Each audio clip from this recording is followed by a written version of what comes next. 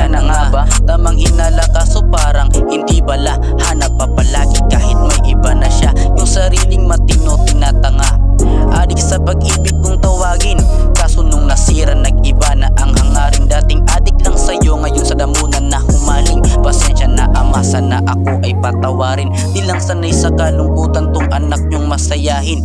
Kakahanap ko ng tunay, realidad sumampal sa'kin. Hanggang nagising sa katotohanan, malimit lang ang tunay, lahat puro sinungaling. Huwag magpanggap ginto kundi kagaling sa ilalim. Ang tunay na ginto ay kailangan pang hukayin. Madali lang matahin yang mababaw mong gawain. Mahilig magbaliktad pag siya ang naalanganin. Huwag sanang masamain